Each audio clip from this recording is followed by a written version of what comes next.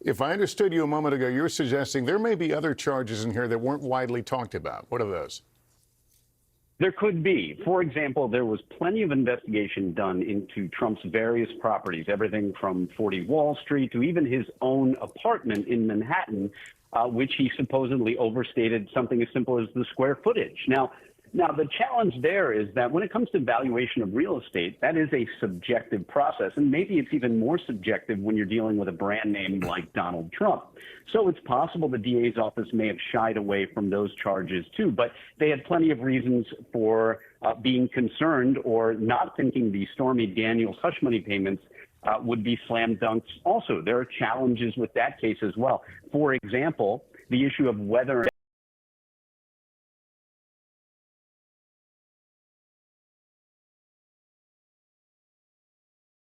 that will bump up that New York State misstatements or false statements on business records to a felony. It sounds kind of complicated, but basically, the question is, can they use that as the felony? The federal election law, do they have the jurisdiction to do that? Yeah, Danny, thanks. We're going to pause briefly for some stations to start their local newscasts while we continue our coverage of the indictment of former President Donald Trump.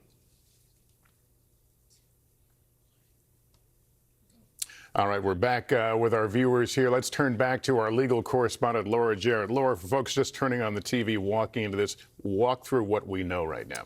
Lester, based on what we understand, right, jury in Manhattan has voted to indict former President Donald Trump. We understand that it's based on his payments by a former lawyer, Michael Cohen, to a former adult film star, Stormy Daniels. That hush money scheme, that's what we believe is at the center of this. But I should be clear that we have not seen any indictment yet. As we understand, it is still under seal at this hour.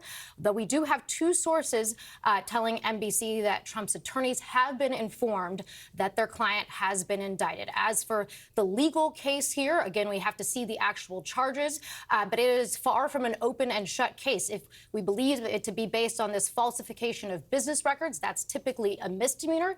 In order to elevate it to a felony, there's really an untested legal theory about how all that would work. It's quite complicated. As for the process here, now that Trump's attorneys have been notified, we would imagine that he will surrender in the coming days. That's what would typically happen in a case like this, a white-collar crime. The defendant gets an opportunity to surrender, would come in for processing, which in the typical case would include a mugshot, fingerprinting, a background check, and at that point, they would proceed to an arraignment. Now, we should mention Trump has denied all wrongdoing in this case. He has denied an affair with Stormy Daniels adamantly, up and down, and his attorneys, of course, have said he has done nothing wrong. And typically, I'm not going to hold you to a timeline here, but typically, how long does something like this take to get to trial? It could take quite a while, especially in a case like this. You can imagine his lawyers are going to fight tooth and nail and say their client should not have been prosecuted. This will try to file a motion to dismiss to get the charges thrown out. And so we could be in for a long haul. And it's relevant because he is a candidate for president in 2024. Let me go back and bring our political director and moderator of Meet the Press, Chuck Todd, with us.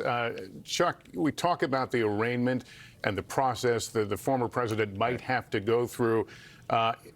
It's really hard to know whether it's something that he fears or he will hope to use, just based on some of the statements we've heard lately.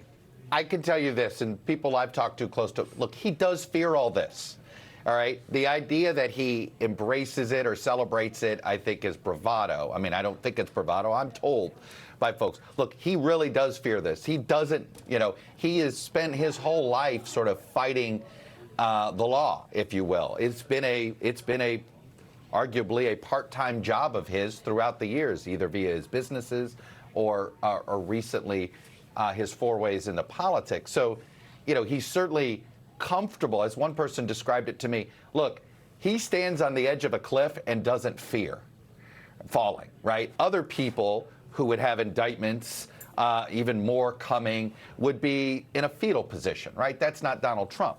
But he does fear this. He doesn't want this. He doesn't, he hated watching his former CFO, Alan Weisselberg, in handcuffs. He doesn't want the mugshot. So, yes, he does fear all of these things almost for vanity purposes, if you will, on that front. But I'll tell you what they do plan to do. They're trying to make lemonade out of it. They're going to try to raise, I promise you, they'll probably raise a ton of money off of this in the next 48 hours. And it will be one of these uncomfortable moments. It's why you saw when he